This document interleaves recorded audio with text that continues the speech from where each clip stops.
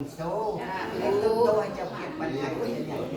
บายดีพี่น้องสบายดีสี่สุขทุกคนสบอนเด้อพี่น้องเอ้ยปล่อยกับซองมินิเก่าคือเดิมพี่น้องเอ้ยปน้องมินิพี่น้องเนาะผูกแขนพี่น้องเอ้ยลุงบ่อยลุงมีมือนี่ลูกหลานบ้านสีเขียว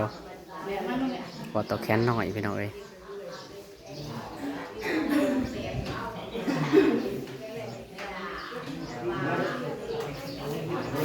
แขนปีใหม่พี่น้องเนาะสงกรานต์แห้งพี่น้องเนาะกลมเสื้อพี่น้องเอ้ยศาสนาพุทธเฮา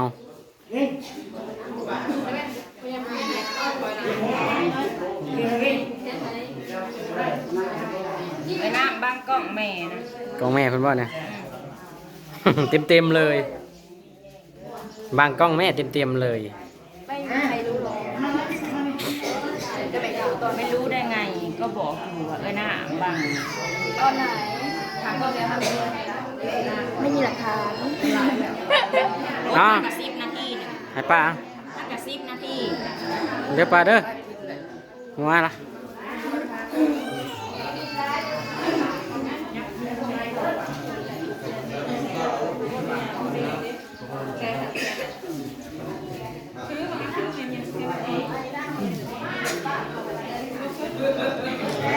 พี่น้องเอ้ยอยู่ดีมีแห้งลุงทั้งสองคนพี่น้องเอ้ยคนเงินอย่าเจ็บอย่าป่วยพี่น้องเนาะ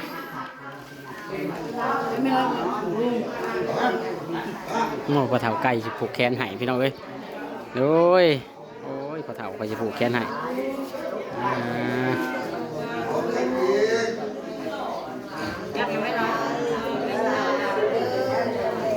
ปลาเถาผูกแขนให้พี่น้องเอ้ยพอเบาไก่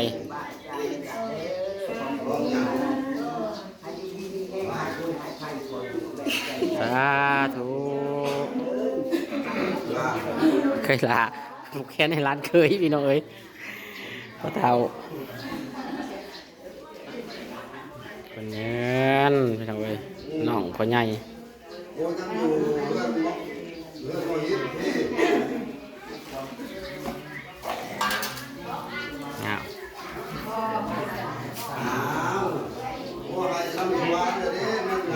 ใช่ไหมลูกจะเอาแค่ลุงมาเลยเอ้าอะไรอย่างเนี้ยเห็นไหม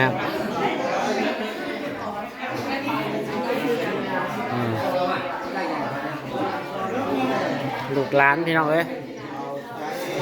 จะอยู่ใกล้เนาะทางฝ่ายบ่มีทางลูกหลานบ้านสีเขียวพี่น้องเอ้ยครบตัวหน้า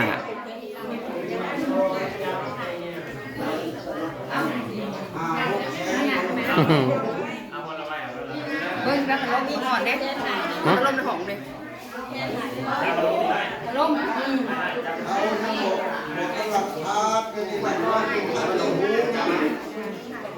อยู่ในห้องบ่ครับเบิ้งสักคัดบ่มีน่าจะลงหลุมหมดแล้ว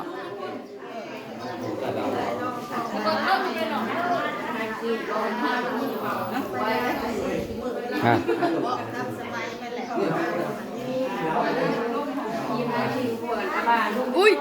แล้วมาพี่เบิ้งจีบังเอิญ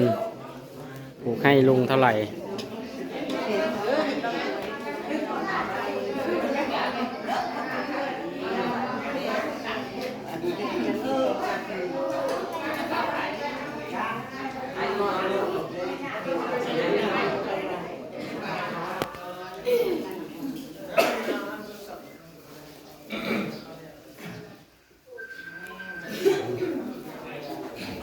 มาเลยโอ้มียัดใส่อีก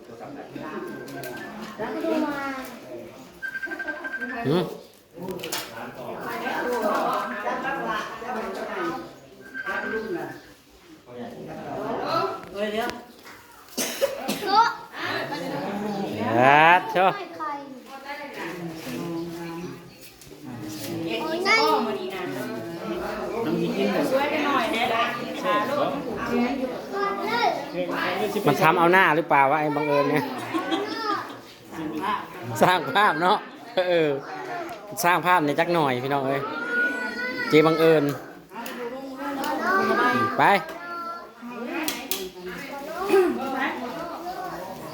สร้างภาพในจักหน่อย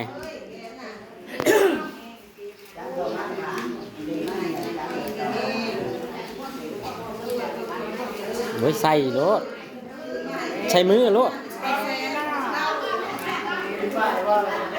500,000เพิ่นว่าพี่น้องเอ้ยคนละ250,000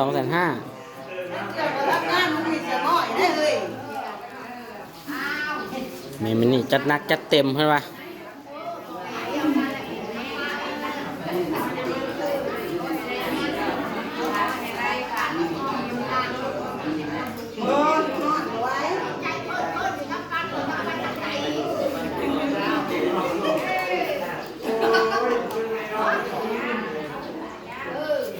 นี่เราเห็นกล้องอันนี้จะเห็นหลายคนนี่แต่ว่าซ่องของเฮาเนี่ยเฮ็ดบ่ได้พี่น้องเอ้ยกล้องมันรุ่นเก่า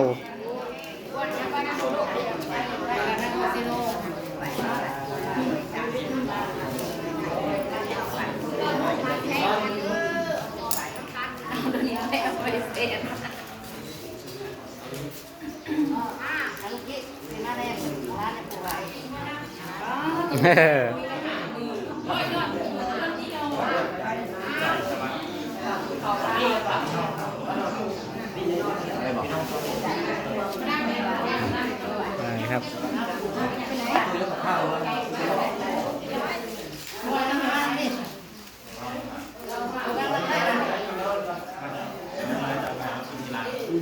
เราลัวเด้อพี่น้องเด้อเบิ่งกันยาว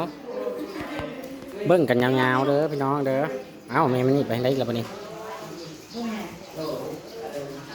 กล้องเฮานะมันใกล้พี่น้องเอ้ย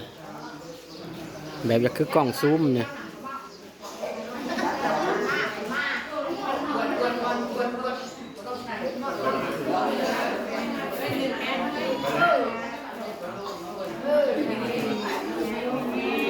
จีบสายถูก100,000พี่น้องเอ้ยคนละ100,000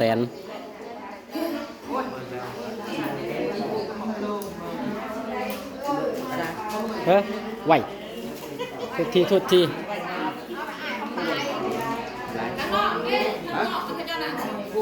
เดี๋ยวย่อทั้งนอกก่อนครับเวลาทั้งนอกก่อนลูกข้างในเพิ่นพันแล้ว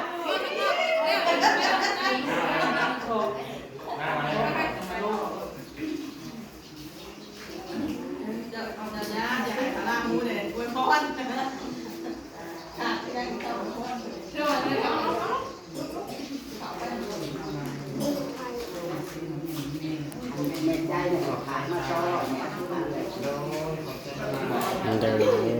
พี่น้องเลยเพื่อน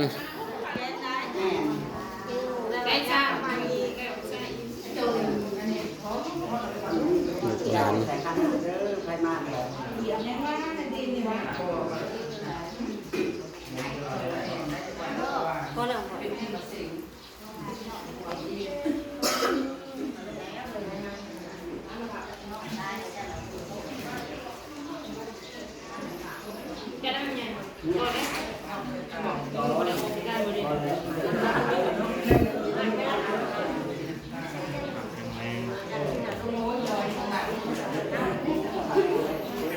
คนยืนพี่น้องเอ้ย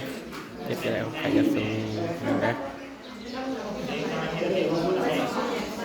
ความสุขความเจริญพี่น้องเอ้ยฝ่ายเบิดบ่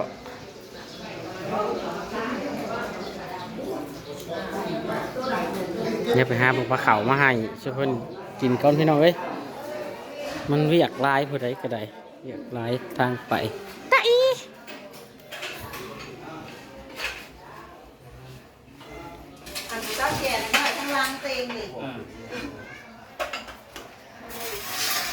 อุ้ยไผ่ยันโอ้ยนุ่งเวียไปดีวะคืนนี้ได้ยินว่าได้ติปไลน์นะคืนนี้เนาะจิแบ่งให้ละว่าวได้เมื่อคืนนี้ ติดได้ปะ อ่ะ ปันกันเดี๋ยวเท่านี้ ดีเจเด้เปิดเพลง เดี๋ยวเท่านี้ เป็นดีเจเปิดเพลง ดีเจ โอ้ยดีเจอ้วนครับดีเจยาวเฮ็ดขึ้นนี่ในเงินผลละ4 ล้านว่ะติบ ว้าวแบบ4 ล้าน วันแค่ไหน ในเงิน4 ล้านเนาะมาปั่นกันคนละ2 ล้าน 1 บาทได้4 ล้านบ่